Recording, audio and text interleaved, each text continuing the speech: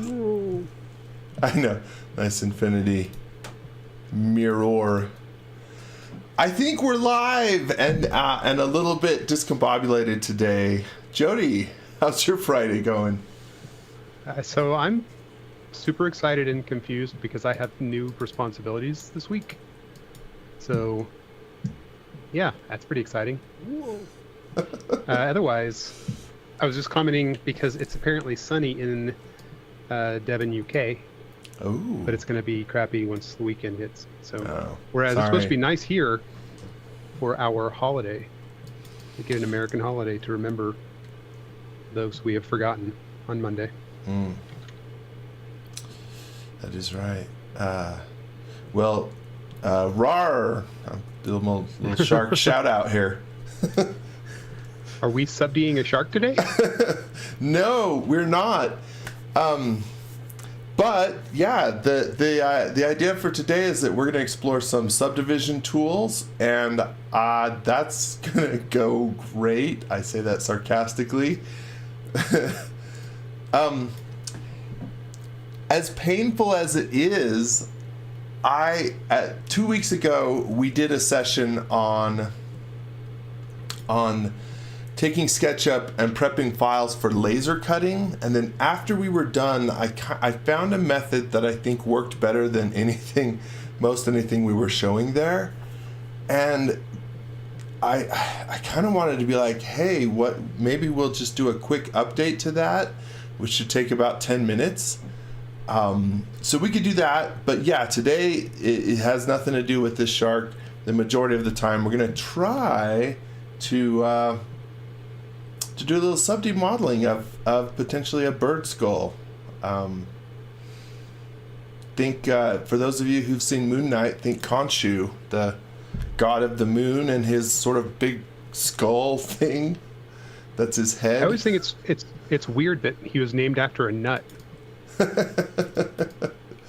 Or were nuts named after him? Oh yeah, like what's chicken and egg on that one? Yeah, not really. There's no Khonshu. Yeah. Oh, how blasphemous of you. Only Zool. Yeah, only Zool.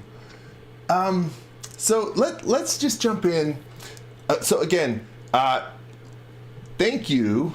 First of all, thank you for joining us on this Friday. Hope things are going well.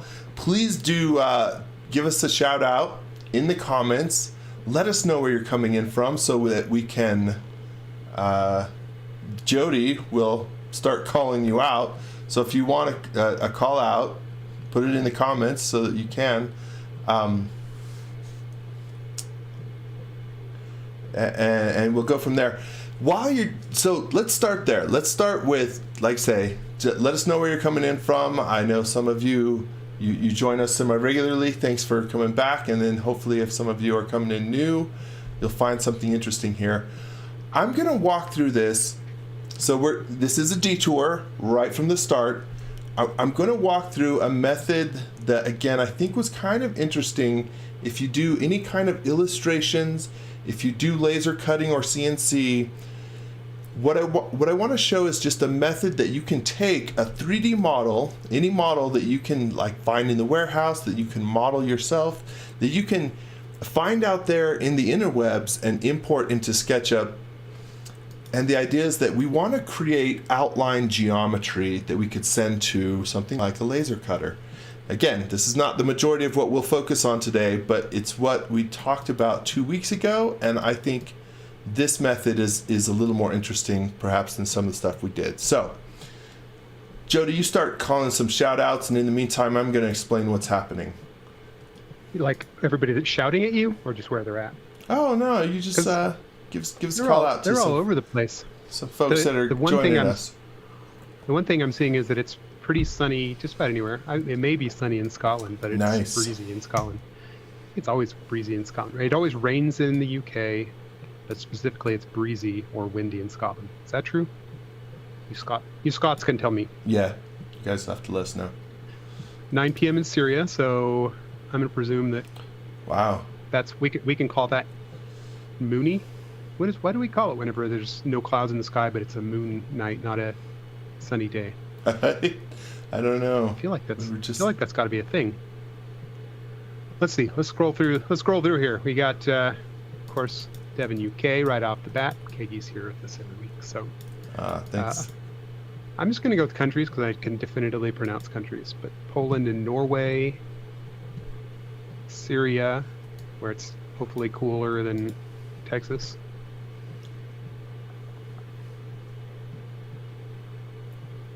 Washington State. See, that might be. Oh yeah, of course it's cloudy up there.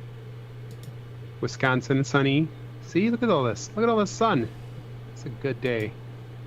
It's I know that summer doesn't officially start until the 22nd of June, but for me, just having gone to school, summer will always be the beginning of June. So I'm liking the idea of it being sunny, and I can actually go camping, and I can go do things outside, and my tree's full of leaves. Nice.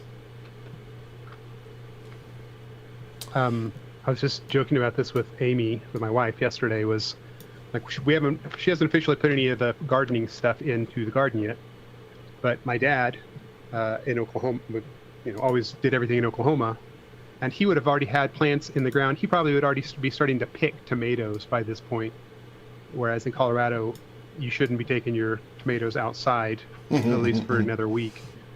So kind of cracks me up how different it can be in different areas. And of course, I don't care because I hate tomatoes. Because you're crazy pants. Tomatoes are amazing, especially the homegrown ones. You can have them. I will take them. Let me explain for a second what's going on here. So again, the idea that we're trying to do is to say, take a model, a 3D model, and we want to create an outline. Now, you could take this to Illustrator or something and start tracing over it, but sometimes you can have a very complicated model, and it's going to take you a little while to do.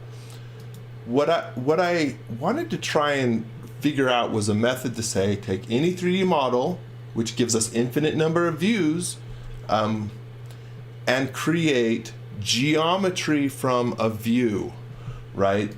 This is geometry, but I want to create a 2D outline of this. Well,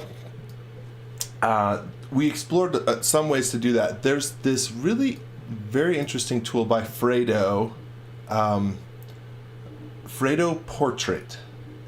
And this does a couple of different things that we're not going to cover, but one of them is, so I've got this scene here, and it is important to save it so that I can return back to it. So I've got this scene. I'll just turn shadows off for the moment. That's not going to matter, but I'm going to open this Fredo Portrait, and in the Portrait Studio, among the various things we can do is create a 2D component from what we're looking at, from the object in our view. If you have multiple objects in your view, you can select one and create it. In this case, we just have the one object. So I'm going to create from this view, got to name it shark. The image width is where you can increase sort of the quality of this. I think around 2000 for this should be fine. Let's generate this 2D component. And I'm just going to place this anywhere so we can see what we've got. If you look at this, it has taken, I'm less concerned about the image. It did capture the image, but we have a flat outline of exactly that same view. That is exactly what we needed. And now if we go to a side view, say turn off perspective, I'll come over here and maybe save this as a scene as well.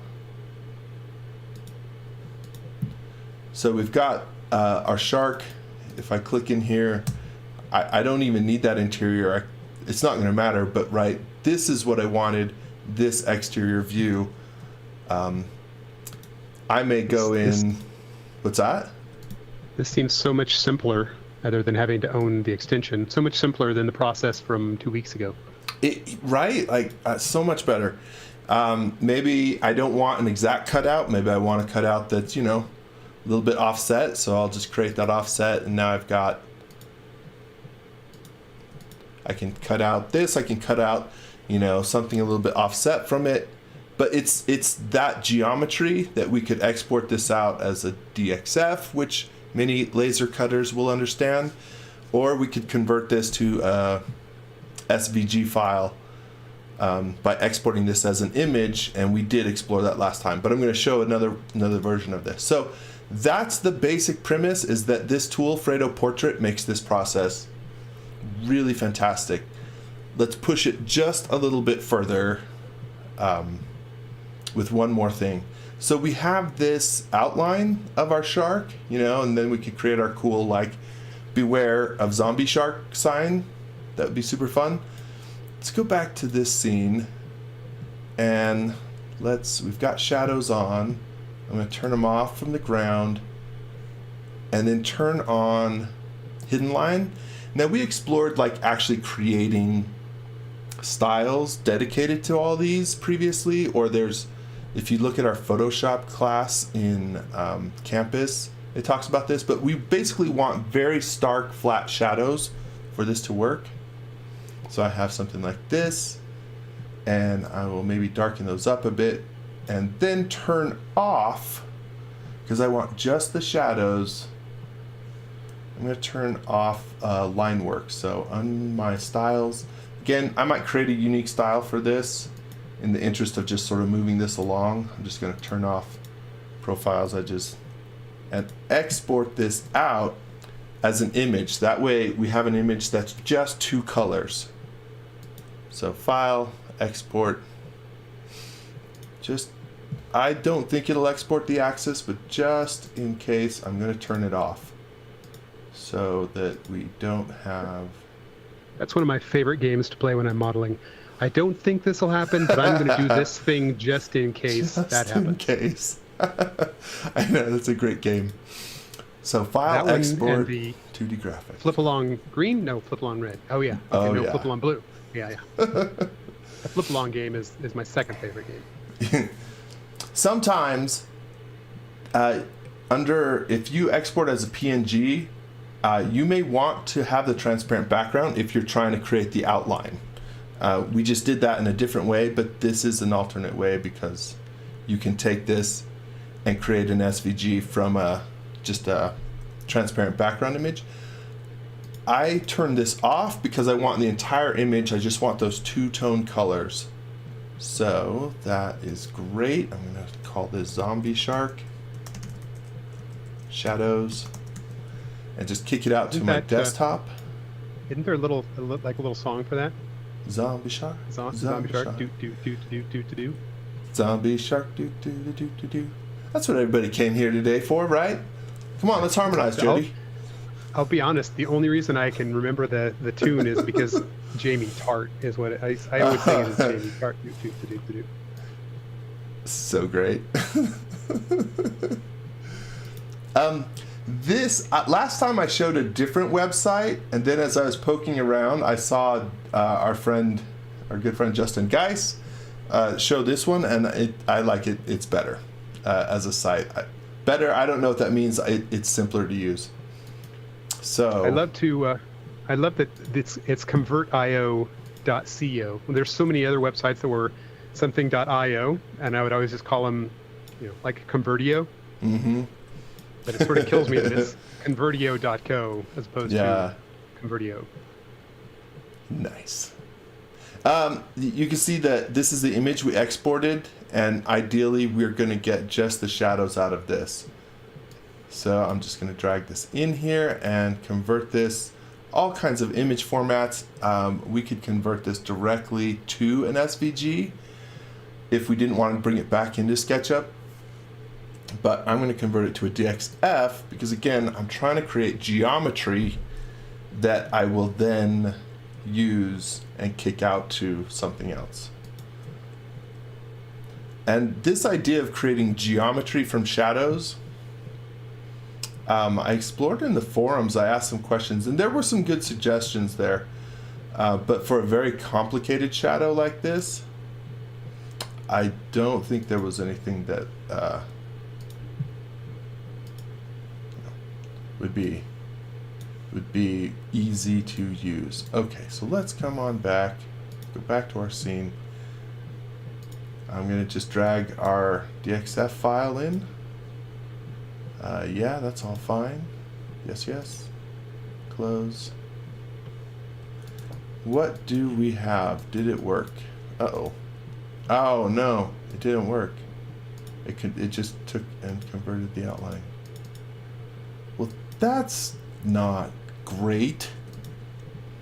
I did this an hour ago and it worked. Let's try this.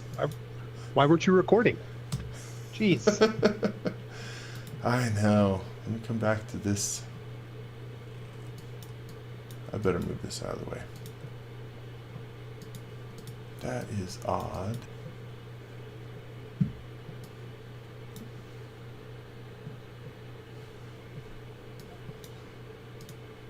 So, was Nicholas back last week? I didn't tune in, so I don't know if he was there. But everyone playing along at home may be excited to see Nick back from last summer. That is a great point. Yeah. So Nick was with us last summer, and he has returned. The return of our friend Nick. Let's welcome him back. Yeah, the prodigal intern. I don't think you need to do this, but I'm going to try one more time at this, and then if it doesn't work, we won't troubleshoot it real time like this. But just in case, let's try one more version. Let's go back to our styles. Turn edges off.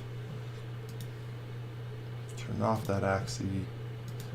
And in shadows, we'll pump the shadows down. That should work in the styles. Why don't we'll convert it to a white style just to make sure we have a very heavy contrast. Again, I've made this work with this color palette, but well, let's just be sure. So, File, Export, 2D Graphic. Probably could export this as a JPEG too. Maybe I'll try both. I'll do a PNG and a JPEG, and we'll do both if one does not work. No transparent background. This is all good.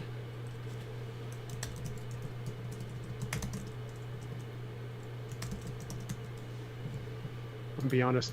How to save files is not what anybody is here for, Tyson. I'd agree. They're here for your witty banter. Oh, is that what it is? It's on them. Huh? I thought they were here for your witty dad jokes. I mean, that's why I'm here. I'll admit I'm shirking my responsibility. There's at time. least I'm not eating it. Crunching. Hey, SketchUp Brazil's here too. They got the same icon as me. What? How is that okay? Okay, let's hope this one, let's see what happens here. I think this one's gonna work for us.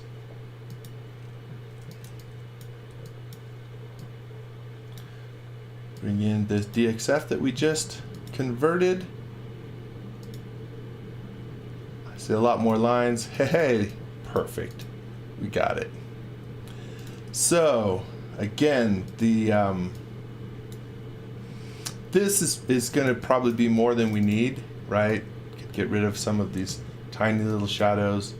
But let's just trace over any one of these points to... You're basically creating layers, different layers to keep, you export out to create a new layer, bring it back in, and you can have all these fun overlays. Well, and by all means, I would love to hear if anybody else has tried to tackle the idea. Again, it's this idea of what if we wanted to create, not just layers, but geometry, right? I want geometry from these shadows, because that geometry means I can send that as a cutting path to a machine out there. How to create that geometry? Well, the one suggestion that came in is if we look at this as and look at all the various polygons of it, you could trace over and then flatten. If you traced over what made the shadows and then flatten all that, you could do the same thing. But again, on an example like this, that would just be so painful. So in this case, by exporting it as an image and converting that image to, now we've created the shadows as geometry, and we could take it over and line it up and scale it down and match it up, and then again kick that out of SketchUp, send it to layout. But we have, so I don't know, I hope that kind of sparks some ideas about what you can do with something like this. But Fredo Portrait, it's probably a paid plugin. But Barry said there's auto trace in Illustrator.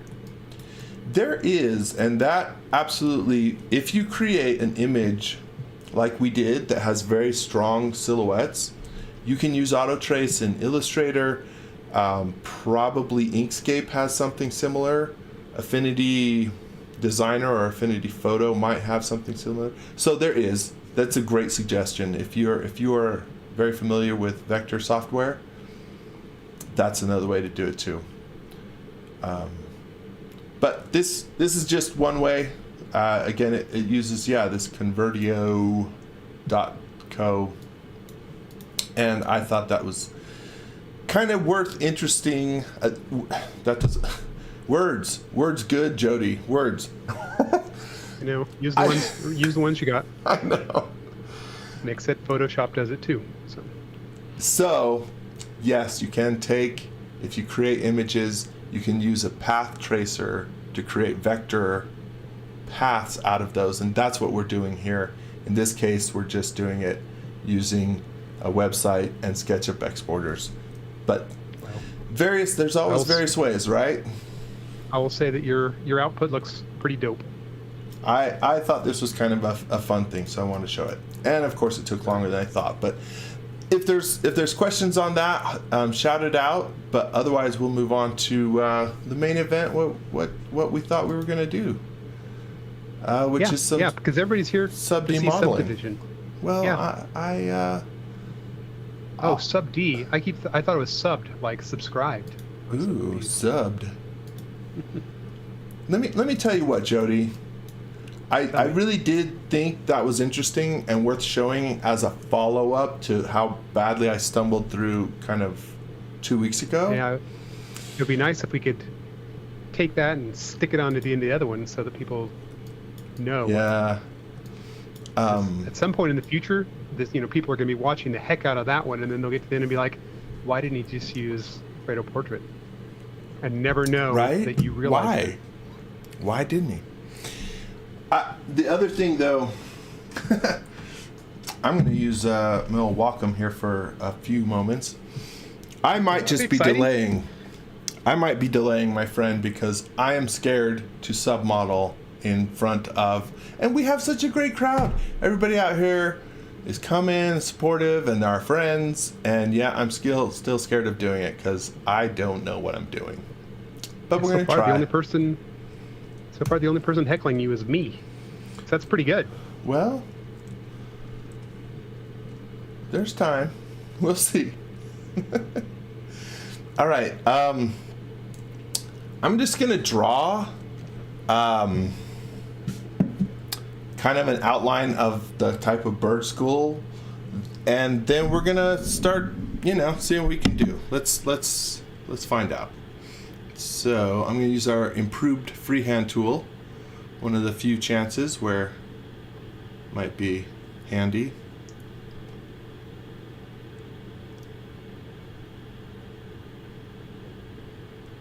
So let's draw something like that. And with the new freehand tool, immediately if I tap the Option and Control keys, which on Windows would be Control and Option, just spelled differently.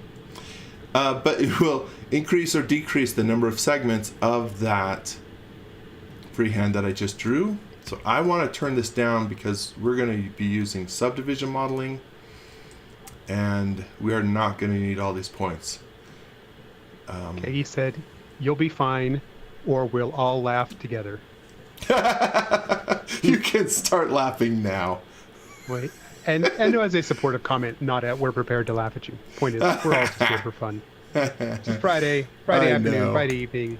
I know. Ain't nobody here expecting you to deliver State of the Union or, I don't know, some famous speech. Oh. What is that shape you just made? Is that everything looks like a shark right now because your background is shark gray. Well, hold on and we'll see if this makes more sense in just a moment. Oh, this is the bird. That's right. The bird. This is the bird skull, so I'm going to do that. Dial it down. Do we want to get a nice shout out for the new and improved freehand tool? I do. No, is that the native freehand, like that's getting you all of those nodes, or is that some plugin that's doing that? No, that's our new freehand tool. Absolutely. Crazy how much better it is. It really is.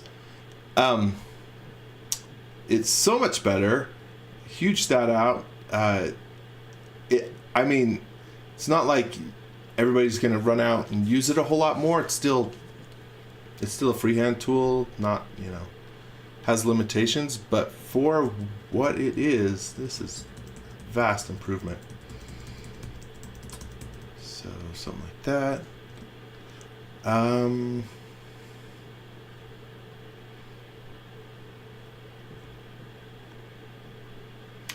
Now, part of my thinking on this, which I don't know, maybe flawed, there's just a couple ways I think like we could jump in and try to model this. And one of the things I was wondering, like, okay, what if we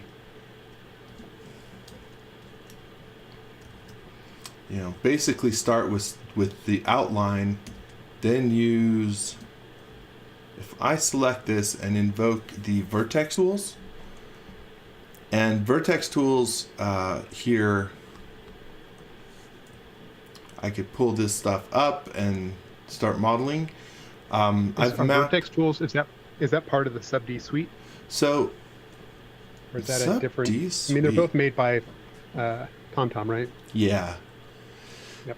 Yeah. So I'm using. There's two for subdivision modeling. There's really only two. If there's others, please let me know. But within the SketchUp world, you either go with Artisan, which my personal preferences, I tend to use Artisan more for landscape sculpting, and for object sculpting like this, I tend to veer towards TomTom suite of tools, which is Vertex Tools, Quad Face Tools, and Sub-D.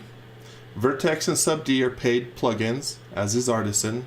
Quad Tools, I believe, are still free, but yeah, what we're going to be using is TomTom's suite of tools this time around. So Vertex, Sub-D, Quad Face. It's not Evil Genius, is it? It's something like that, right? I gotta find it. Gotta share it.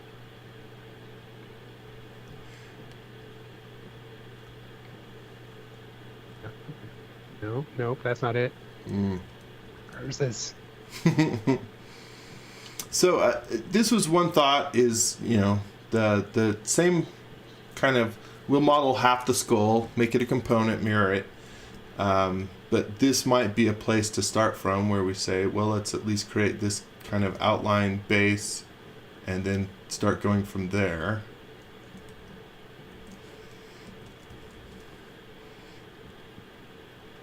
And that could work. We could do something like this. And I've got Vertex editor mapped to a keyboard shortcut, so I'm just going to be using that. Oops, select that again. Select something like these edges, Vertex editor. When you do this, you'll find that TomTom's Vertex Tools, they're a nice suite of options. You can move vertices. In this case, I'm going to create new vertices by holding the Option key. Again, that's probably Control on Windows. And then I could move those in. I could use rotate them, scale them a little bit. I'm trying to scale these down a little bit, move them this way. So start to create the skull of the bird that we're doing here. We not even just probably, we have probably more quads in here than we need. I mean, maybe that's great if we want to create a whole lot of detail, but by starting with that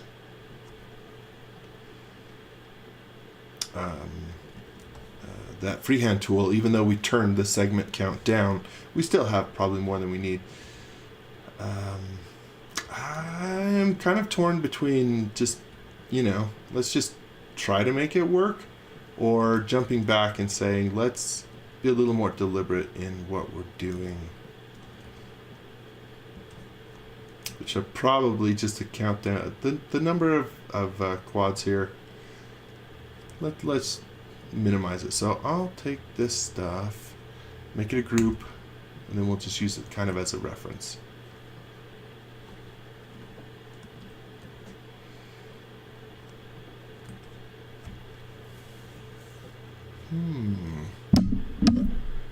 Oh, also, even though we're sub-D modeling, I don't know, Jody, if you got the link or if we can find the link. This is a follow-up to what Aaron was doing last week, where he was modeling what do we call it? A curious creature competition. Yep. So look into that if you're interested in creating and sharing some interesting SketchUp models.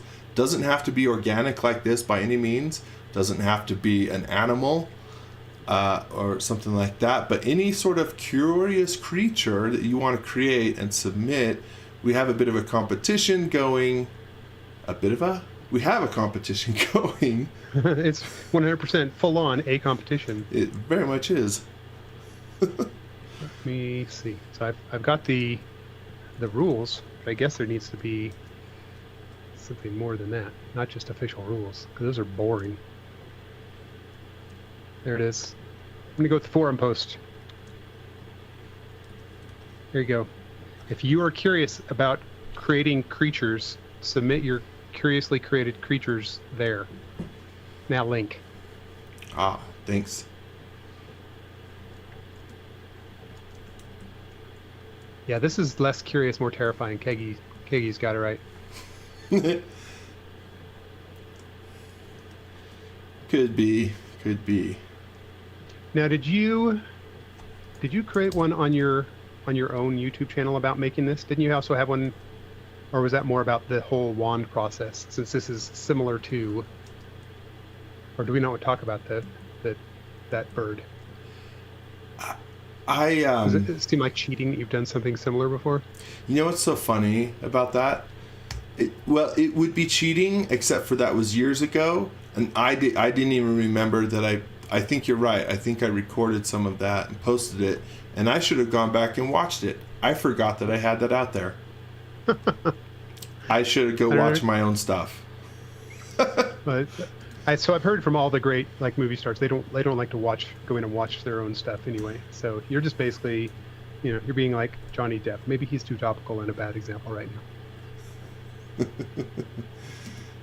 No, I'm yeah, Johnny Depp. That's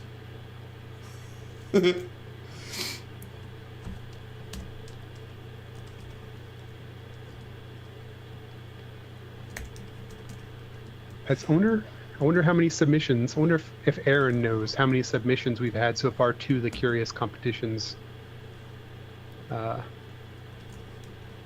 Holy cow!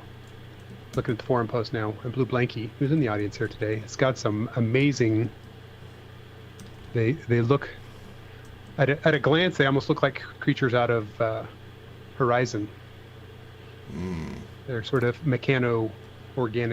organo-mechanical creatures or something. That's awesome. I only see a handful of submissions in the forum thread so far. So, if you haven't entered yet, you should do so, because it doesn't look like anybody else is doing it yet. You might win just by being one of the only people to submit. I'm just kidding. I'm sure there's more. I'm sure there's more that are just submitted through proper channels instead of showing off on the forums.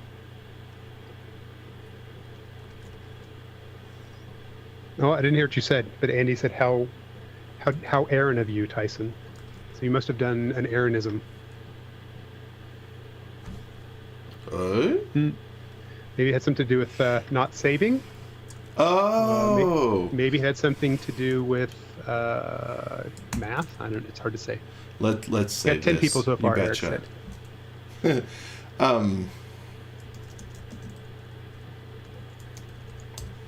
Thank you for the save room. I thought like how Aaron of you. I was like, I haven't been stitching. I will probably. That's true. That's where I went.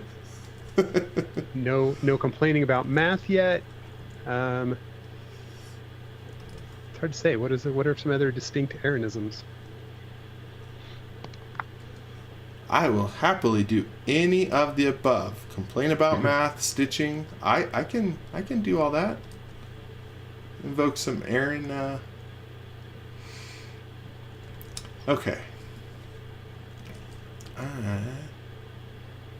By using the Vertex Tools to start and pull out that geometry, if I show hidden geometry, you can see it created quads, which TomTom treats as this softened edge in between. So now I'm using just some native tools to kind of shape this. But as long as I started with quads, then I can use some of the native tools. Let's do one more of these and then we'll cap this off. Let's see.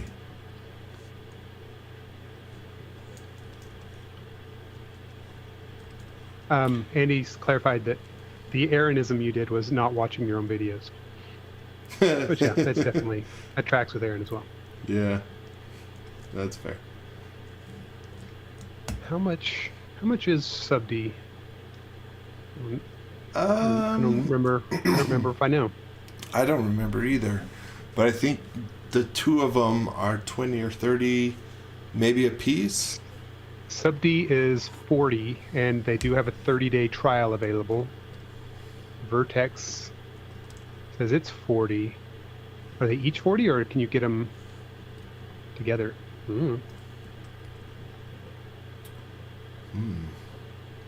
I think they're each. Okay. So the price has gone up since the last time you went and bought it, or looked at how much it cost to buy it. Oh yeah. Well, don't quote me. My memory's not so great. I would say not what it used to be, but it didn't used to be good either. So. Nice. Hope TomTom's not listening.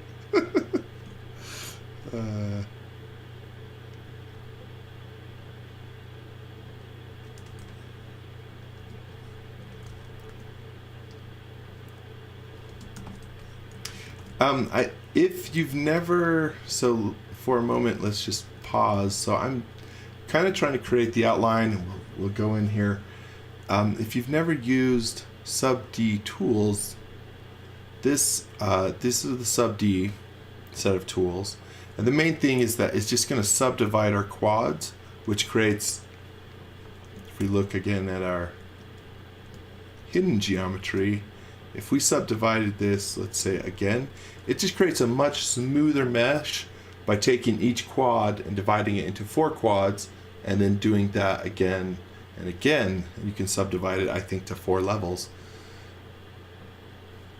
And so by creating a rough, essentially, mesh, and then we'll smooth it to get our much more organic, nice looking.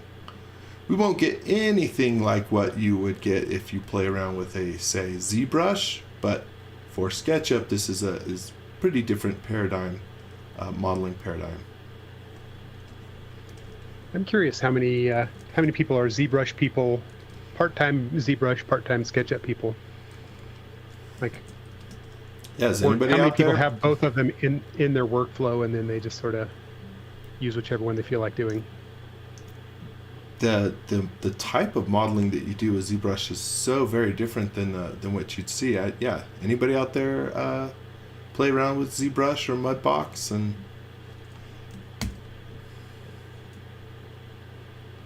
Mudbox? See, Mudbox is, yeah, brand new to me. Never even heard of that one. Same idea, right? Like pushing clay sculpting effectively digitally. I think it's whether it was probably acquired, but I think it's Autodesk's version for ZBrush. Somebody correct me if I'm wrong. I could be.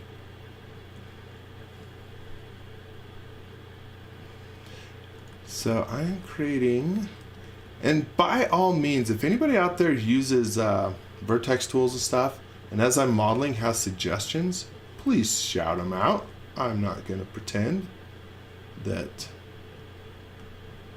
you know, I have even a modicum of competence on this. Mudbox, you said, right? Yeah.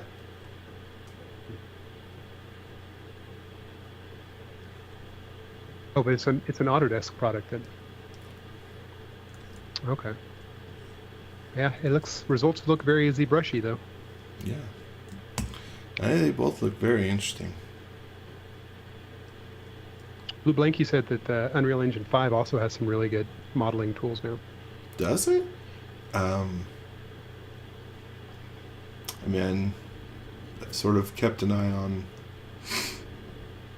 some of their new rendering and lighting capabilities and real-time stuff, but I don't tend to think about Unreal as a modeling engine. That's interesting. I remember they were starting to talk about modeling stuff last year, 2 years ago, something like that, but usually I only ever think about Unreal Engine when a new game comes out, and usually that's like Sony doing a tech demo of some new, something going on with PS5 or something like that. Yeah.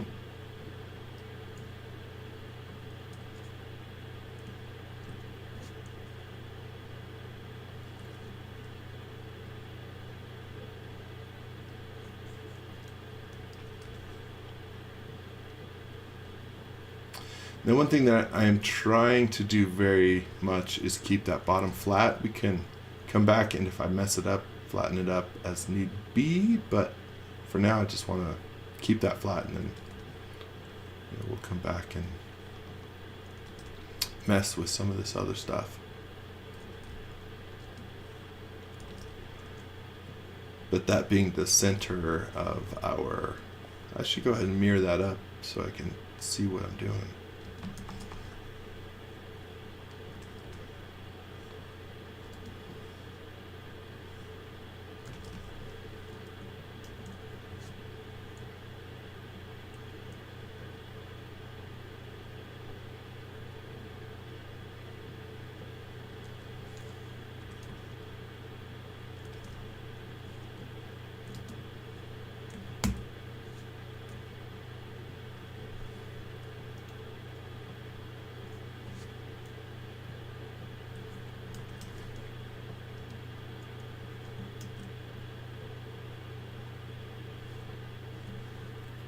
Now I'm going to have to go look up your original Crow video.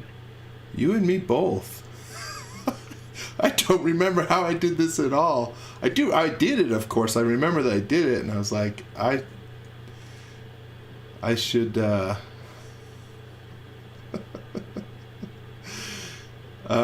if that's how very Aaron. I don't. I do like to go back. I mean, I've said this. I think. What was it recently? You know, back 6 months or however long ago, I did a whole session on modeling just cables, and I look back at like the end of that, and I'm like, I have no idea. How did I do that? I don't know. So I'm looking at the original video now, and literally the first minute and 20 seconds or something like that is you modeling at high speed. So you're not getting much of the banter or the chit chat you're doing now. And then at a minute and a half in, then all of a sudden it's just the 3D printed version of this. So this is like taking that video and then just expanding on it. But I'm pretty sure I mean I did at a glance, pretty what differently. you're doing right now looks pretty similar. Is it really? Oh, yeah, that's good. A little bit. I mean, you basically put it into two halves, and we're working with we're modeling with it in place rather than doing this profile view like you're doing right now. Yeah, and we'll do that in a moment. Here you go. I'm not going to show you. You're busy. But I'll at least share the...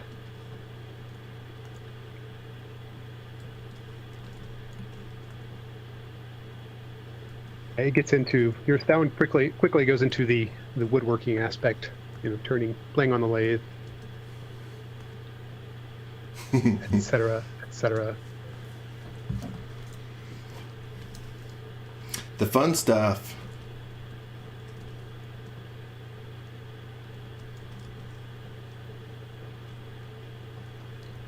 I'm gonna go fill up my water bottle. I'll be right back. No, don't leave me. Okay. No problem. Don't say anything funny.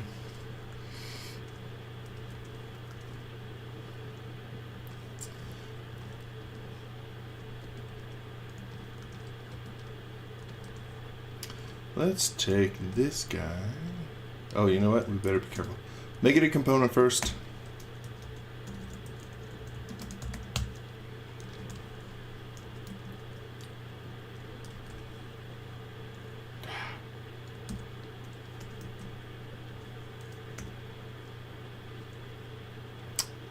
And let's mirror it.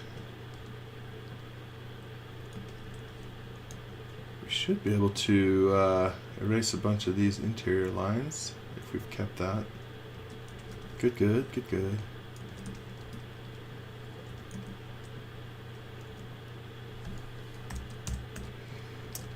Smear this. So we can get an idea, a better idea of some of the other stuff that we need to do. Like, I think we'll need to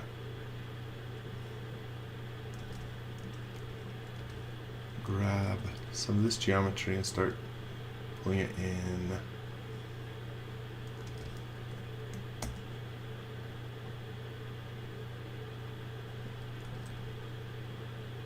Oh, see, let's try that again, but without that center.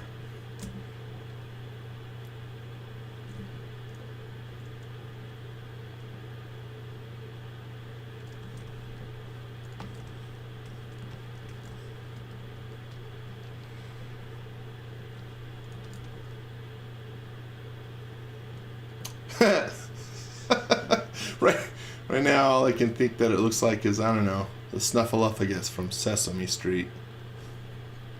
Not there yet. Work to be done.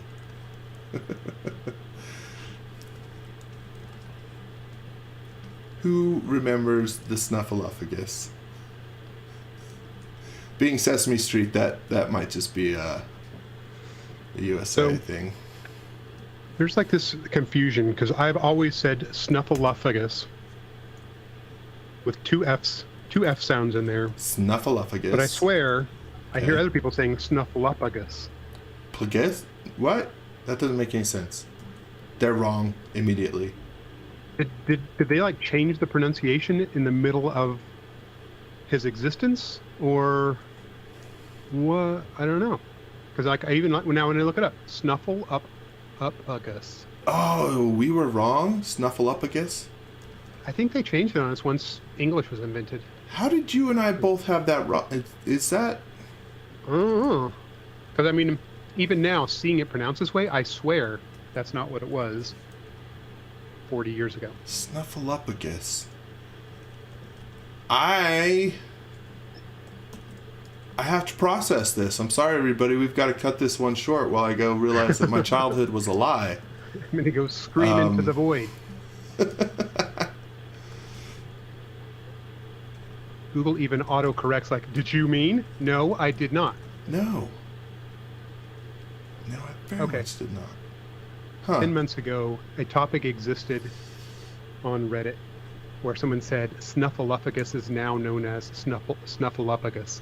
So I think that we're still in the right. I'm going to stand by this. Solidarity, brother. Okay, thanks. Top comment though is, what are they doing to our timeline?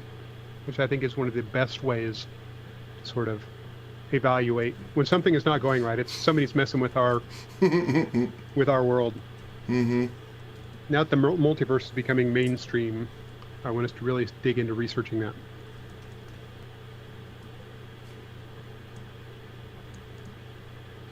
Paul thinks it looks like a plague mask or a Imperial Informer face. That's the one dude that just is turning him in right outside of the cantina, right? Oh, that's right. Yeah, that's right. The Imperial Informer. Or Gonzo was Andy's take on it. I mean, or you could still go that route if you wanted. All good things. Plague mask, definitely.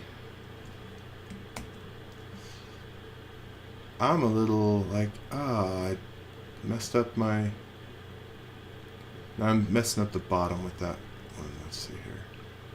So Paul, who was acknowledging that he was still kind of a bit of a noob with a lot of this stuff, or not as knowledgeable as others, so that he's always worked with groups, but he started trying to use components, and he kept running into a case where all of a sudden component would get changed to different, or keep turning into a unique version. Do you have any... it could be that they're using sandbox tools. Sandbox tools is the only thing that does that, right? Or not sandbox, solid tools. Solid tools. Yeah, if you're using solid tools, it will take you take two components with solid tools, you mesh them together, it will create a new group out of them because it doesn't know which of the components you want to preserve, and you're creating a new thing entirely. So, but if that's happening, if you're losing component status, just generally, no, that's not supposed to happen. So obviously that appears sub D does that. I presume just about everything else does not do that. That's a unique feature, if you will. Of solid tools? Mm-hmm.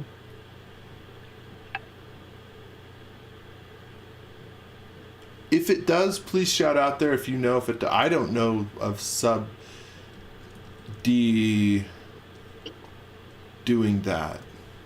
Making new components out of that. It does this sort of thing where when you subdivide and then you come back to unsubdivision, it leaves you with a bunch of edges. So sometimes I forget about this. I should be able to get rid of these, except for maybe this one. Let's see if we... Okay, good. Because this is still flat. That right there is almost as gratifying as stitching. Unstitching a big surface like that. Yeah. Nice. If I sub-D this, you see on the bottom, it does that. Now when I turn that off, it leaves this stuff behind. So for me, I usually don't want that left behind, so I will sometimes undo that subdivision command rather than just turning it on and off. and then revert back to here. That's just, I don't know that that's better or worse than anything. That's just a personal, like, I don't want those edges, even if they're harmless and I can erase them for now. I just don't want them, you know? So it's just your own little pet peeve? Yeah.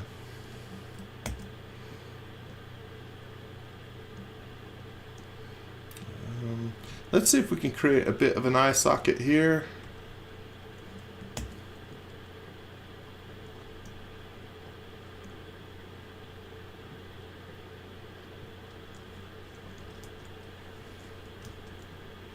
So are you going to, as soon as this is over, basically go sneak in the living room and watch Obi-Wan? If I got away with that, and my son and my wife, I should wait to watch it with them, lest I incur the wrath, or lest I just have to lie and say, "Oh my goodness, I love this. It's the first time I'm seeing it." and acting surprised every time. Yes. Something. Oh my! I did not expect that. That is so surprising. I'll have to do like an overreaction YouTube type of, "Oh my goodness, Obi-Wan, what did The bigger thing I have to do is I have to not keep looking at them whenever there's a shocking scene coming up. I'm always like, once they're watching them to see how they react. I'm not going to react, but I'm going to let them react.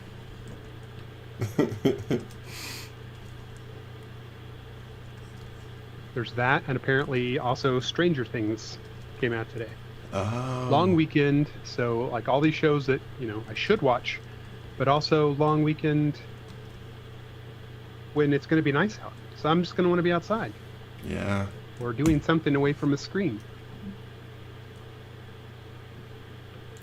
I didn't keep up with Stranger Things. I mean, like most of us, I enjoyed the first season, but then between that and the second one, I just didn't keep up. And now, what is it, the fourth season? Something like that? This is Stranger Thing. I think this is the, well, maybe, I think it's the fifth, maybe it is the Oh fifth. my goodness. See, good grief. No, I'm all up to date. Jam is all up to date, but Ava and Amy are not. And I think since this is the final season, like they've said, this is it, then I think that probably everybody will come back together to watch the final season. So who knows if I'll get to watch it. Kegi also acknowledged that it's both Obi-Wan and Stranger Things, yet here, this is the first place. He came here before those. So you better keep your A game going. Kegi. Lest you disappoint them. You are competing mano a mano with Ewan McGregor. I am not. And Millie Bobby Brown. I mean, let's just be so clear about that. I'm not even trying to. I am also waiting. Why don't we just be like, okay, hey, we did it. A very bad skull, and then we'll all watch Obi-Wan together. I love that idea. Let's have a big watch party. Big watch party with friends across the world. Does everybody have access to it right now? I know sometimes different countries, they release things different timelines. So supposedly they released it like early last night. They slightly early. So last evening, at least in the US, Keki did confirm it's the fourth season. I had really kind of, when they announced that Obi-Wan was going to be a series, I had pretty low expectations. I was just like, okay. Yeah, okay. But not like hyped about it or anything like that. But the trailers that I've seen, it looks like they may be doing some interesting things here. Yeah. I know we've had this discussion many times. You're very over the Skywalkers and those Skywalker adjacent. I really am. I am. And for those of you who love it, I'm so happy for you. Legitimately, but I would love to move into an entirely different timeline in the Star Wars universe. Let's not be confined to this 60-year period that we can only make, that's just me personally. I would like get some hate mail now. As we explore these other areas, I still want Space Wizards, which I know you're all about. Your Team Han. I will always be Team Luke.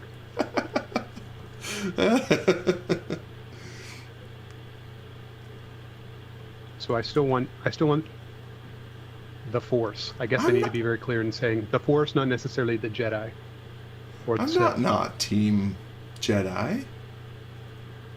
I'm not Team Han, but at the end of the day, you are more excited to watch you're interested in the use your blasters, the world is a dirty place, that kind of stuff.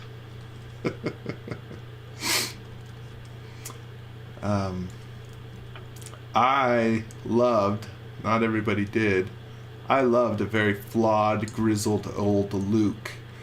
I mean, I understand it's time to move past, but like, if we had got more of just sort of grumpy Luke, I relate. Yeah, he's definitely not the wide-eyed womp rat hunter that he was in the first movie. Yeah.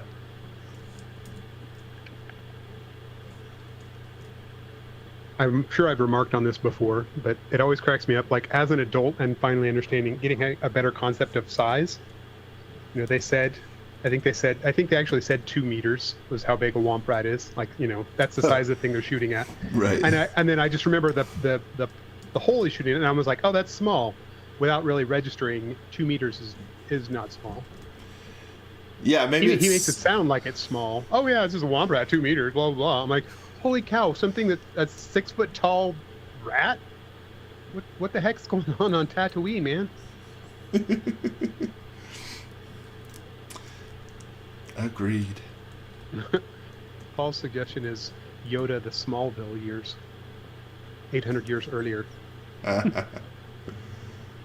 Unfortunately, what that conjures for me is images of little youthful Yoda doing all the things that youthful Clark did, running alongside a train and, holding a car up over his head to rescue somebody, and all these things from the Superman movies.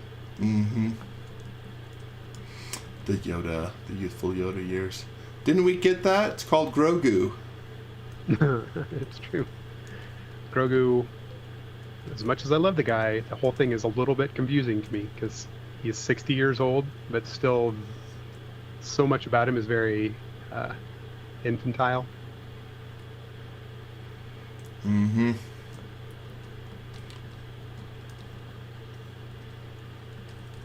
Let's see how we're looking here. Yeah, your Khonshu's looking a fair bit different than your wand. Okay. I'll take it. One of the things that we can do, we could just leave it as a snuffleupagus. I don't have to taper this down. I am mostly seeing Gonzo more than anything else at this point. That's well, you know what? We'll just change the title.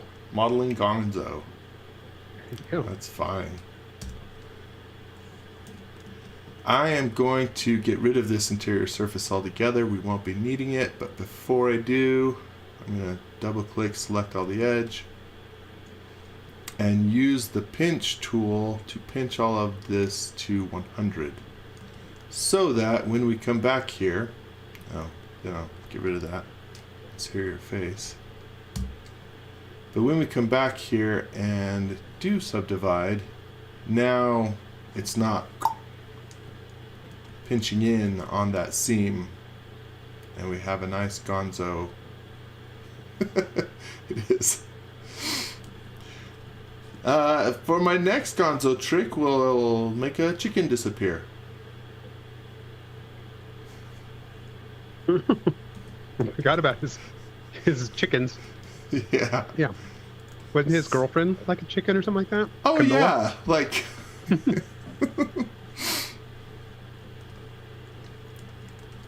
And I want to be clear that the Muppets were not really a thing when my kids were kids, so all this is having to conjure back from decades ago. Well, we were singing Baby Shark or Jamie Tart earlier, but now that we've gone to the Muppets, let's break into Phenomenon. Do, do, do, do, do. Phenomenon. Do, do, do, do.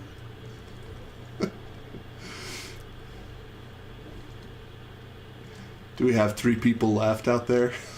Putting up no, there's a decent amount, and I was actually scrolling back to double check what Keggy, because Keggy, I saw they said I see. I'm like, what did he see? I don't know. And then I see that he was wondering how you got rid of the seam, but apparently you were so in tune with the crowd that you just healed that seam up without incident, knowing that they would be asking how to do that.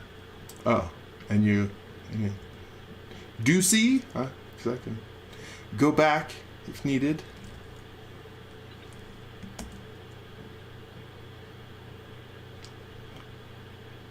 Let's see.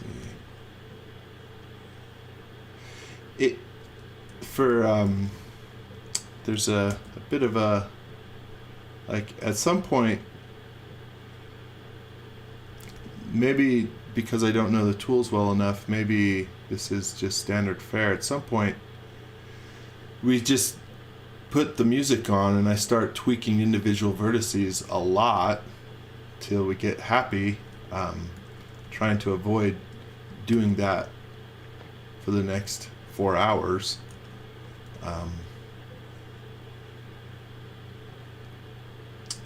Let's do that. This is with so many projects, right? You start getting into the weeds on little things that are either your own pet peeves or your own thing you like to tune, and at some point it's just everybody else is like, no, you're trying too hard, Tyson.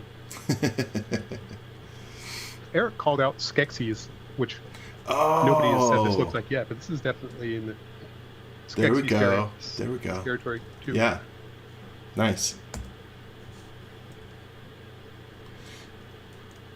Now, in fairness, I never I haven't watched the new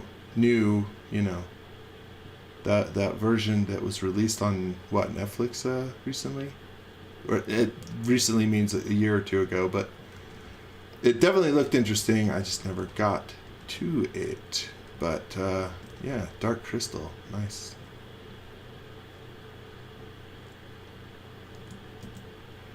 Nice indeed.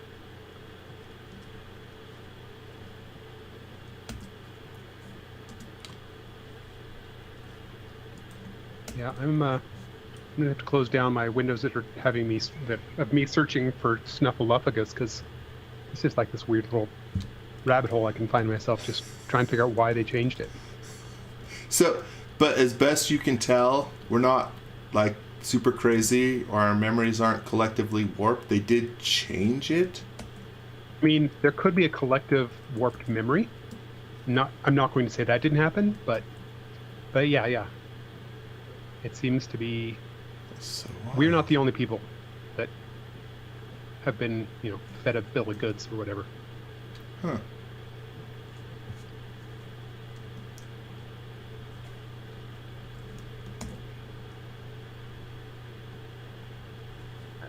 Oops, an error occurred.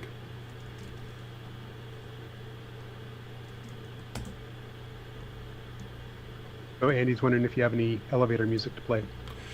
Oh, wouldn't that be great? What do you got, Jody? What's on your playlist? What's our elevator? The little old lady from Ipanema or whatever is the only one that comes to mind. Do do do do do do do. I never heard it as the little old lady from Ipanema. No, I always combine it with the little old lady from Pasadena, because they're all there start being all these location names in songs that sound sort of similar. Nice. I think it's the girl from Ipanema. Yeah. Or we could say Iwo Jima. Oh. That sounds similar as well. I don't know. That's entirety of my dad jokes is me finding words that maybe sound like other words. since my context for Iwo Jima tends to be like a World War II Pacific site, the little girl from Iwo Jima sounds to me like it would be a sad story. Oh, yeah, no, I don't. But the little old lady, that still sounds sad. Yeah. Never mind. All right, let's go back to Impa, what? What is it? Ipanema?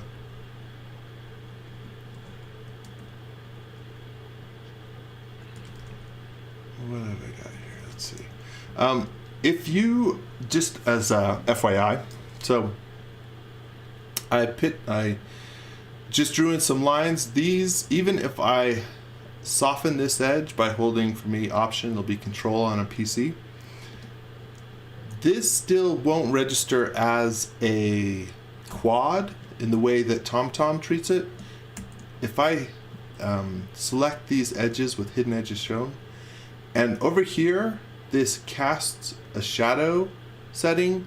If you toggle that off, that is how TomTom was able to sort of define quads and make them work. So if you need to create a quad and have TomTom's tools recognize it as such, soften the edge and turn that shadow setting off. That's how you do it. There's also some tools to convert to quads, but that's the manual way to do that. Just as a PSA. Alright, I better reverse all these faces. And let's see how it looks. How are we doing here? It looks terrible, but we're going to keep going anyway. Because we can only move forward from this point. Oh dear. Yeah, only forward, never back. It's all about progress. Oh my goodness. I don't love it. We're gonna keep going anyway. So, comment came from outside of the chat that the surface on your Wacom has gotten so shiny, so polished that you can see the mirror. You can see the fan above your head. Oh. You should put green stuff on your ceiling now, so that it reflects off of that, and then just looks extra trippy.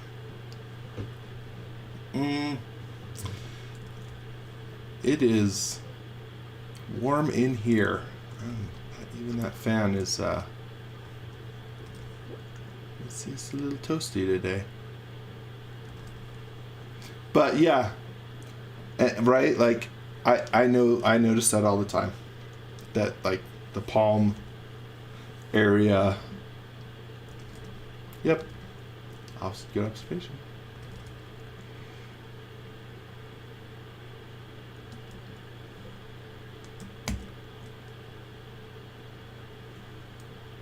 Wait a minute, somebody else is talking as me. So confusing. What? I don't know if it was Aaron or who it was. Somebody commented at SketchUp. So confusing. I don't know. I'm like, wait, did I just say that? Do I have phantom hands? Do you? Yeah. So, topic came up about Blues Brothers being a source of Muzak, or The Cure. Oh, okay. The things that end up being elevator music now are not, their songs 20 years ago is no longer music from the 70s or the 60s. It's now music from the early 2000s. The Cure is now classic rock or something. It's very weird. Yeah. I mean, yeah, it is.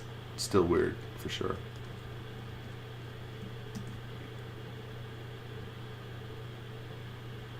I'm trying to decide if, you going and tweaking these points, we can't really say NURBS, but tweaking these points is akin to stitching. It's a fidgety bit, a fidgety part of the process. Mm-hmm. But yeah, that sort of. Well, let's all come up with a word for that then. if it's not called stitching, but if you're just, like you say, fidgeting with individual vertices, vertici, vertexes. I'm going to say fidgeting is works well, and then you can apply it to both. Okay. But I'm just asking, like, if we had some community, input out there, if we were to come up with a term for such things, what would it be? I'm curious.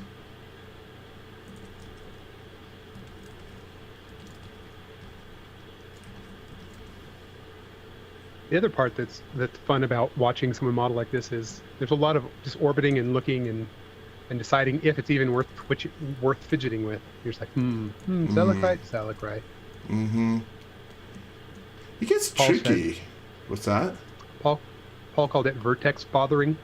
Transom suggests twitching. Twitching. Aaron said microspasming.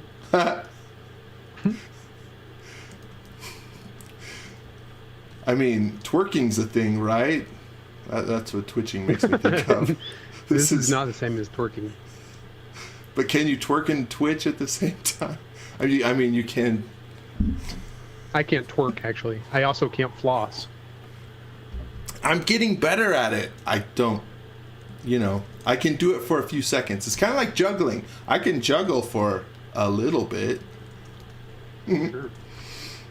Yeah, my kids decided that flossing was not cool quick enough that I never had to learn it. Oh. Can you do the Carlton, though? Everybody can. I mean, it feels weird to say I'm a white man, so of course I can, because Carlton is not a white man, but, it's very close to the white guy overbite. It is not a technical dance. You are definitely correct about that. Let's see. I want to try something. Let's see. What, this tool, I believe. If I do this, and I want to split this, I can either do it a couple ways. If I do this, I can select all of these and then insert a loop. I don't want to do that. And then I think this one allows me to add, boom, and basically kind of draw out a division in here. So let's try something here like this. I don't know where I'm going with this. We'll see.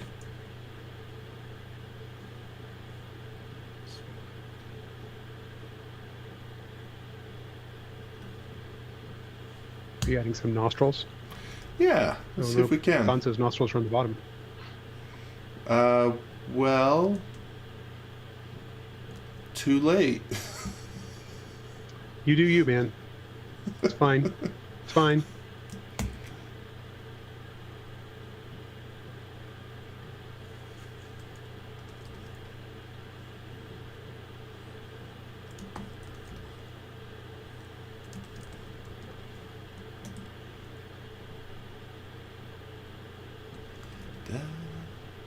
I've got that song in my head now, so I don't know if everybody else has their own elevator music, but I'm listening to the girl in the banana. It's surprisingly not that horrible, right? Oh yeah, and it's been covered by like multiple people who do it fantastically. Yeah, there's some great covers of it too.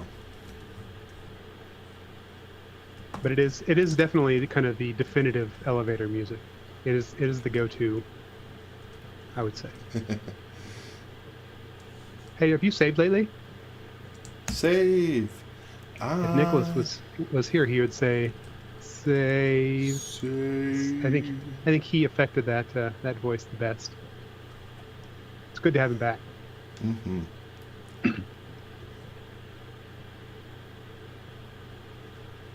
Move this down a bit. I'm going to try something a little different for what we were just doing. Let me see here. If I go back to this, and instead of segments 1, I put 2, I think I can do a double. Let's find out, yeah.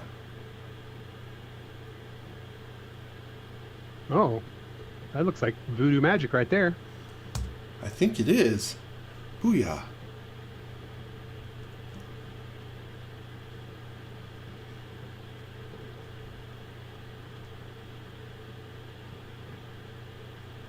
I'm all about that voodoo magic.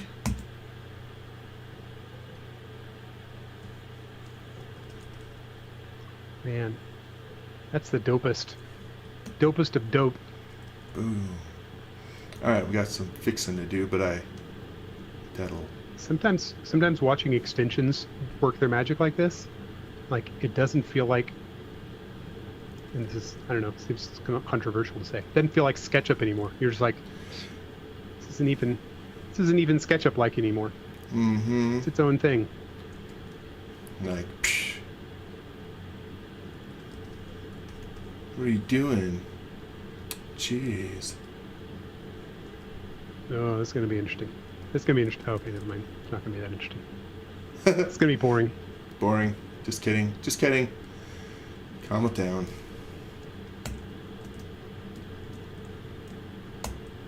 Yeah. I want that one. Eric said, Eric is likening this to Bob Ross. Making some happy little quads. There we go. Happy little quads. Happy little quads. Yeah. Let's take these happy little quads right here. I'm gonna take these happy quads. You know what? That one looks extra happy. I want to make sure and get that quad. This one, we're gonna make him happy. He'll be happier in just a moment. Let's take these quads. Let's just move them down a little bit. And then we're gonna make a copy of those down.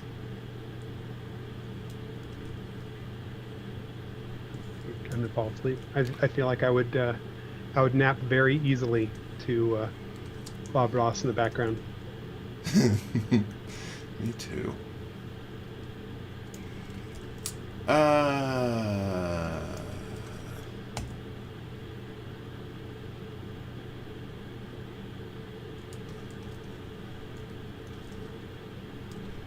All right, let's. We didn't decide on anything. What was Aaron's contribution of tweaking Vertex? Microspasming. Microspasming. Mm-hmm. Which feels a little bit on point. We were talking earlier about the concept of microdosing to, calm the nerves. So microspasm, not that. Okay, I want to create more of an indent here, and could use, I don't know, let's try joint push-pull. I'm not sure if that'll work quite like I want, but let's try. I used, we could pull vertex down, and then I could, I don't know, stitch that up. But let's just see if joint push-pull will also do what we want. Because a lot of Vertex tools work in a way that sort of behaves well. Let's see, view, joint push-pull, or I could just search for it.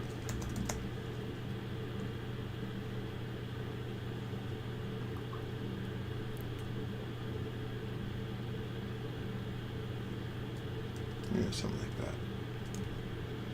And then we'll have to align these back together, but if that worked, hopefully we can come in and do this. Sure did take a long time to get to this. Man. You and your twerking. Well, you know what? Twerking's an art, buddy. Yeah, it's true. Where's my... that. Let's see what happens here. What does this look like?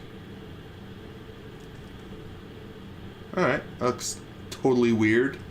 I don't know if it's what we needed, but I guess we'll keep it, because that is a curious creature in... it is very much that. Higgy said on the Sky TV TV program guide, guide, I guess.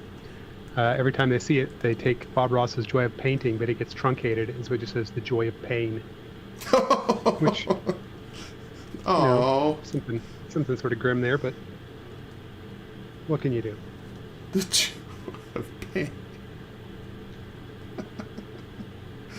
No. Let's create a few more. What's that?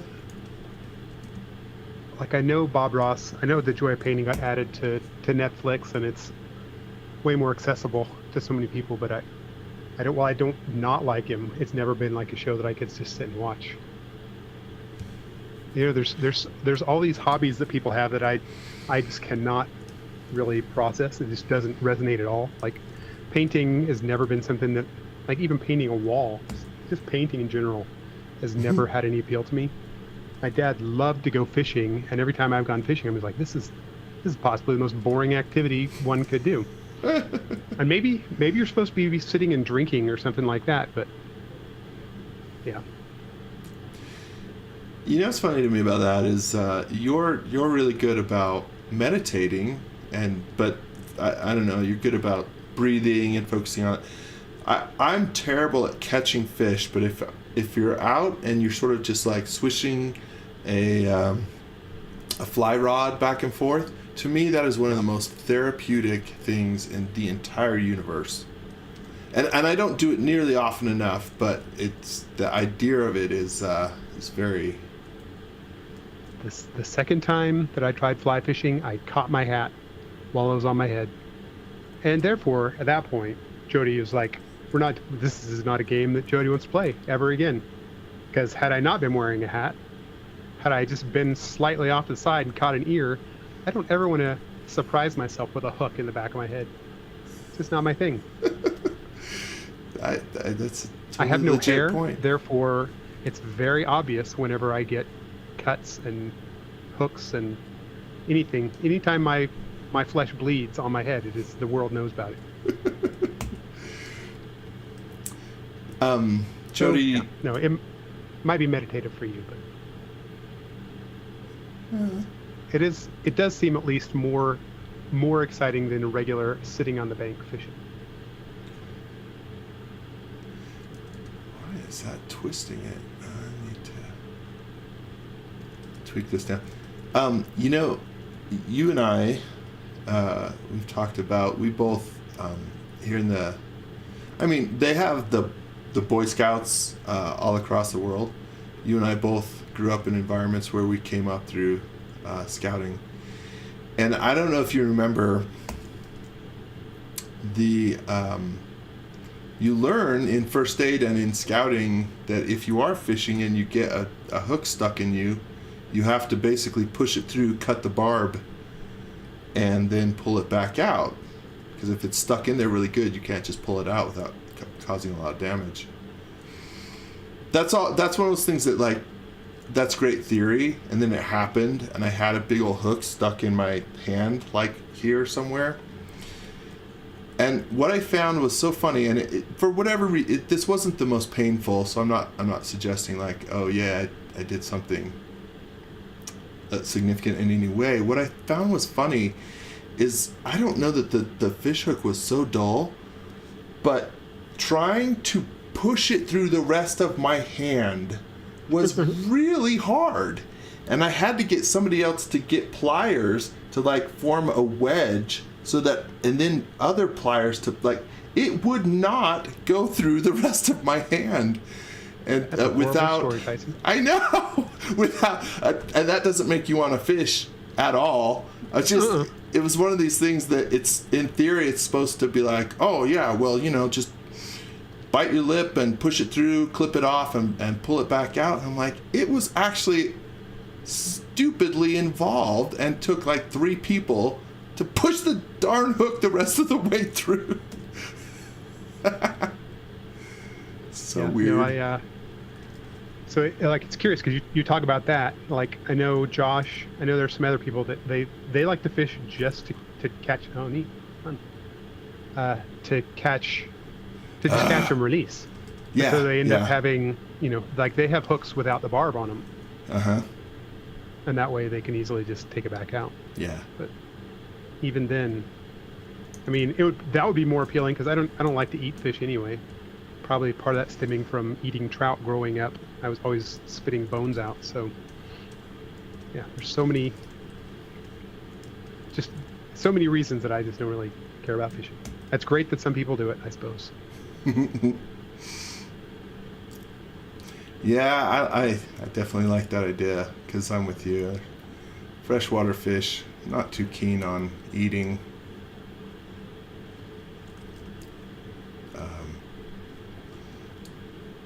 So that sounds, but I don't ever have that problem because I don't catch anything except my own hand.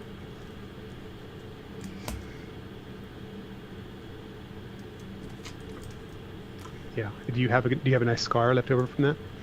I don't think so. I don't even remember. I mean, it really was just, you know, it was just a hook. It didn't rip anything, so I don't even know if I could find it. So you're only working with Subd right now, right? You're not using any of the Pareto stuff? Not really. We used joint push pull, but that was about it. Wow, this is not great.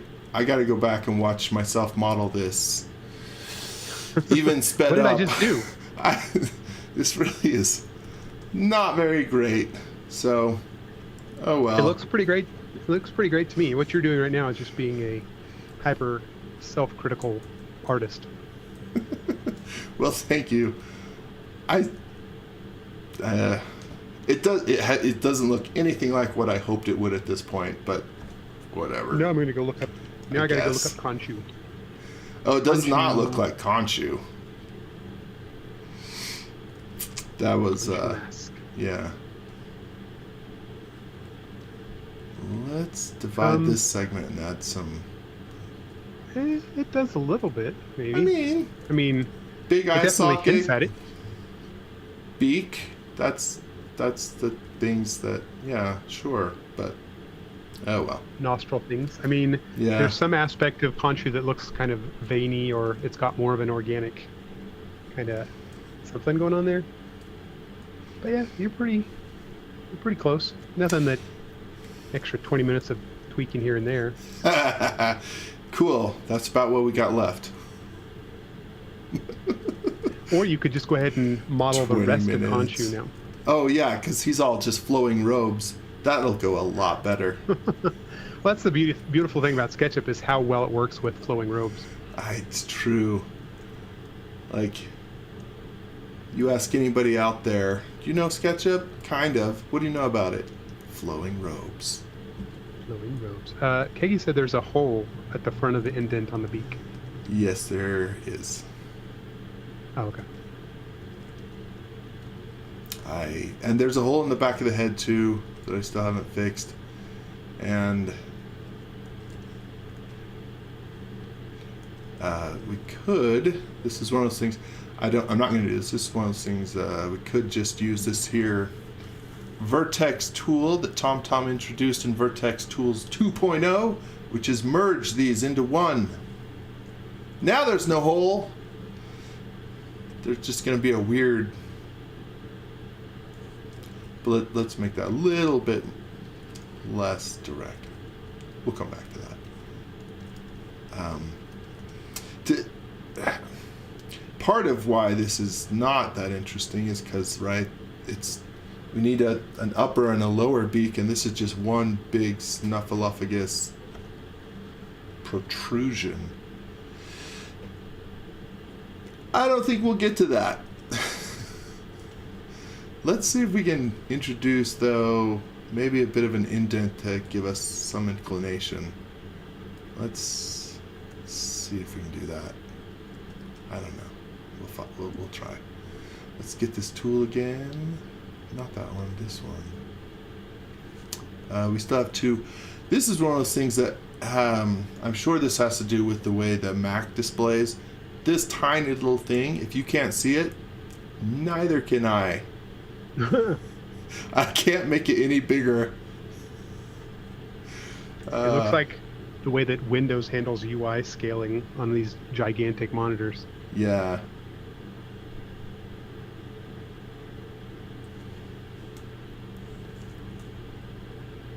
Let's do something like that.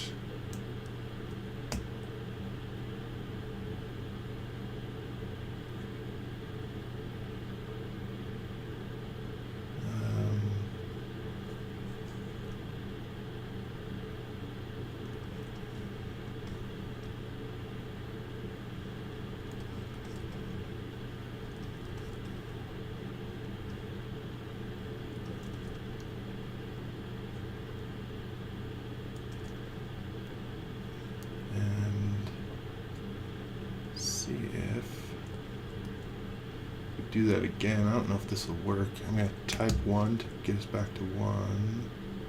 And then...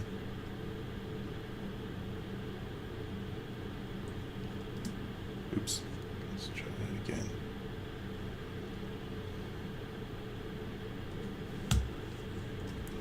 Divide those and divide this one.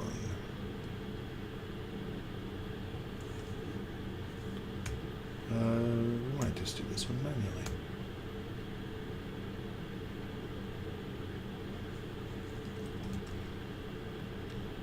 So Jason's suggestion is that you select the bottom part of the big and then copy it down and then use that as the opening.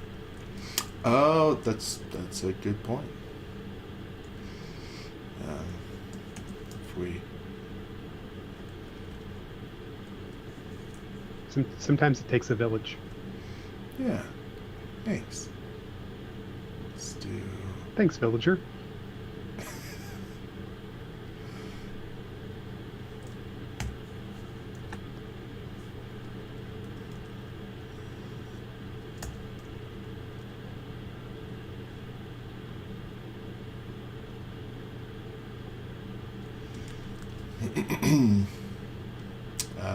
We could work with that. I don't know that we can get that done, in the next 20 minutes that we have, but that is a solid idea for creating that piece. Let's see what we can get done. Transom thinks you should save too. Tyson saves. What does Transom know? Tyson saves. Probably knows about you were getting little crash notices from Subd a minute ago. Oh, did everybody see that? The whole world. Oh wait, I think they did. I don't know. Let's see, where am I off here? I've got a bunch of this stuff to fix.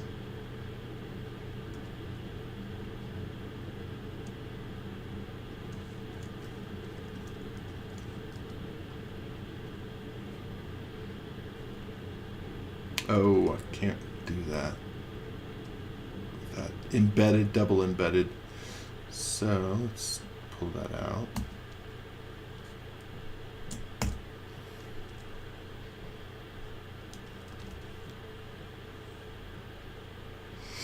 I really like that idea of separating that out because we don't have time. I'm not going to mess with that right now, but that is a solid idea. So thank you.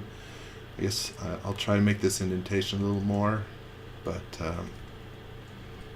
So what is your experience? Like, so say so you put this on the warehouse and someone else comes in and wants to start doing Subd stuff. Like taking someone else's model that's got geometry, could someone else pick right up with Subd, or is it going to be kind of broken since you're out of that, that context? My experience, my understanding is that if I uploaded this model that is not subdivided, somebody could just pick it up right away. If, however, I subdivide it and then upload that, you can't reverse that. So you'd be starting with this type of geometry, which is infinitely more. Yeah. So you would want to share like the original, the more blocky version, and let somebody work with that.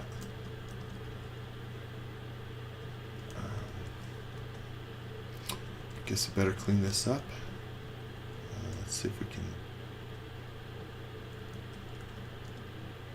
I think we can probably merge a few of these. Let's see what we can get away with. If I take these, merge them, and these guys, and merge them. We'll probably merge a few of these points, and then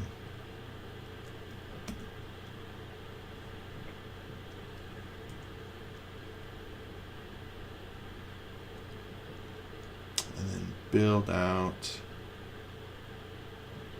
This won't be fully, oh, you know what, I better be careful. So this little piece here, which I do like to preserve. Again, that's not a requirement, that's a personal preference. I like having this little sliver right in the middle there as a way to help make that transition between my two halves. It's not always required, but it, you know, as those come up, you can solve some of that through how you pinch them or stuff, but I like having that little tiny sliver that just helps make that transition. That's just personal, you know, preference. And in this case, that edge there. I don't know how that'll help so much down here, but we'll see. Yeah, I was wondering about the existence of your little divider there. Yeah. I'll make two of these. I guess it's a good way to keep it from appearing too flat, to let you round it or. Yeah. Let's see here.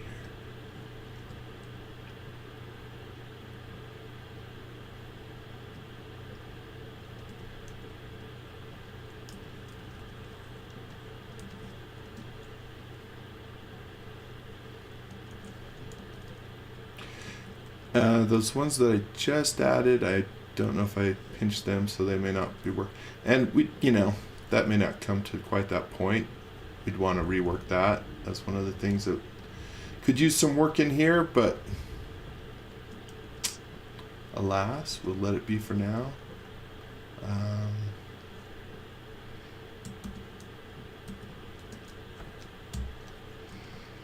Let's make this a bit more.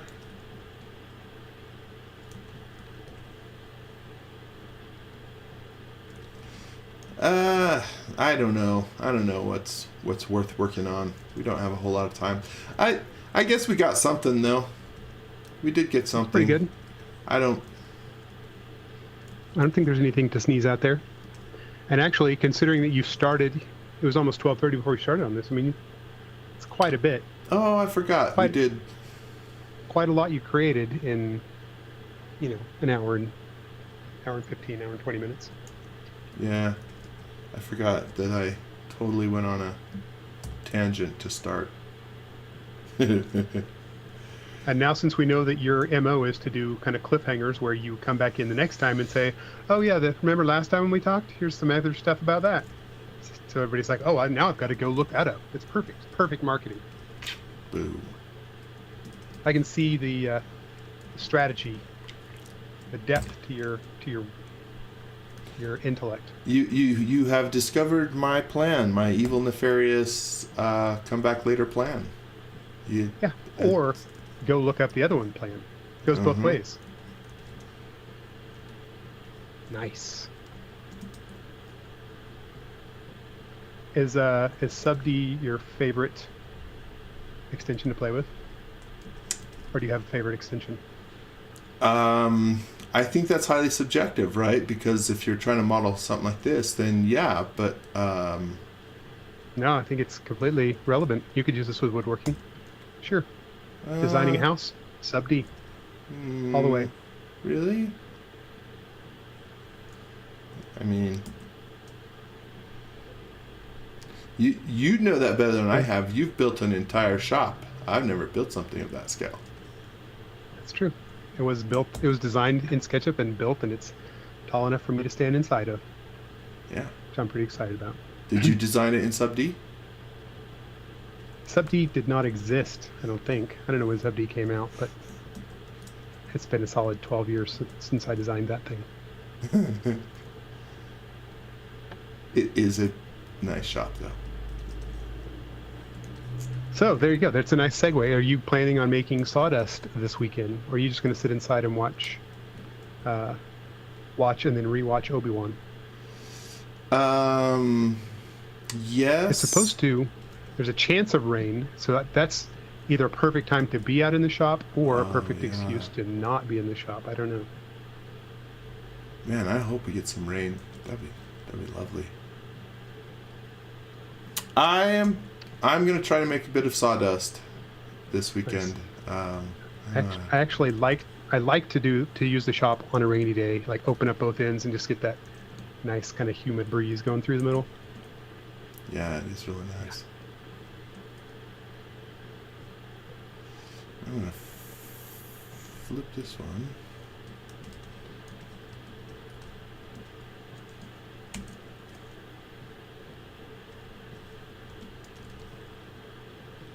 Well, let me turn that up one more. Oops. So we get a little more detail. And then that is our curious creature, and it is curious. That looks pretty good. So do you usually, like when you're working on projects, do you usually just leave it as an undivided, unsubdivided for as long as possible, and then only like you don't save it until you're like ready to be done, and then do you keep a second copy of it that's not divided just in case? Yeah, definitely.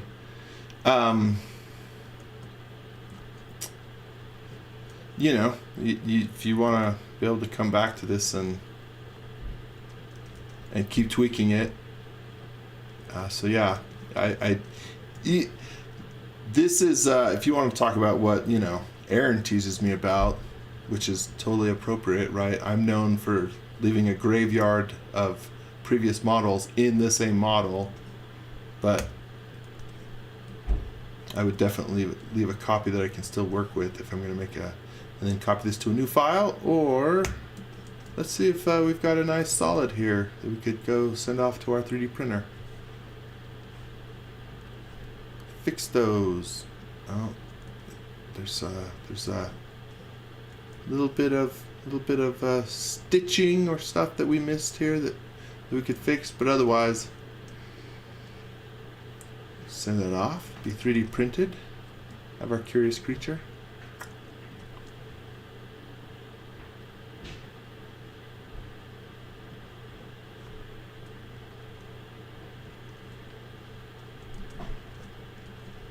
Aaron said he was just about to comment on your dirty floor.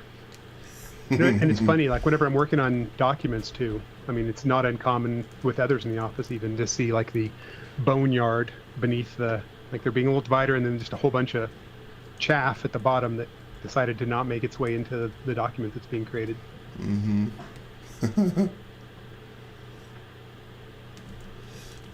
Okay. Ransom's asking if you could post both. I'd be happy to. Post. Yeah. Okay. Be happy to. But well, I think that's where we're going to call it. I don't know. I'd hope to get farther, but it is a curious creature. I think it turned out great. Under that wide qualification. That's just great. You did fine, Tyson. You did fine. Oh, thanks. I will say that for anyone who hangs around for a moment or says bye, we typically have an ending screen that has, you know, our current component and stuff, but I messed up all my files on my desktop right now, so when I kick to the ending screen, it's just going to be weird green screened hands stuff. So, you know, happy Friday. Sometimes files disappear right before you go live stream. That's the best part. Yeah. Iggy said it looks pretty good and nowhere near as scary as Aaron's. Aaron's little end of the show model was definitely an unholy abomination of nature. Yeah. Yeah, he had a nice little hippopotamus terror thing going on. A platypotamus, I guess, maybe. Yeah, that was wild. Okay, this is if any of you do jump in and tweak this or make something more interesting out of it, please share it. But thanks for hanging out with us. Everybody have a good weekend. Appreciate you. Yeah, enjoy your long one if you get a long weekend, and enjoy your normal sized weekend if that's all you're having as well.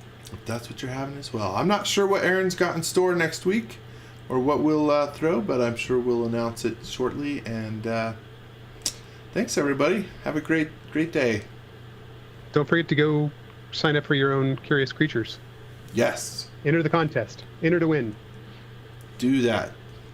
I don't know what you win, but I think recognition and maybe a what's Aaron's favorite little toy? A puck-sized.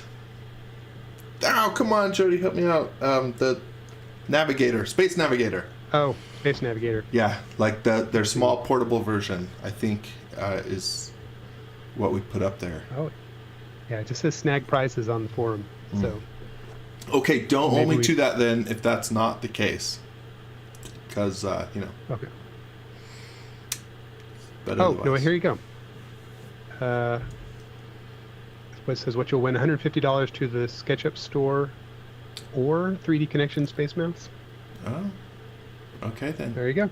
Some SketchUp swag or 3D Space Mouse. All right, do it. We're gonna sign off then. Alrighty, see you guys. Bye now.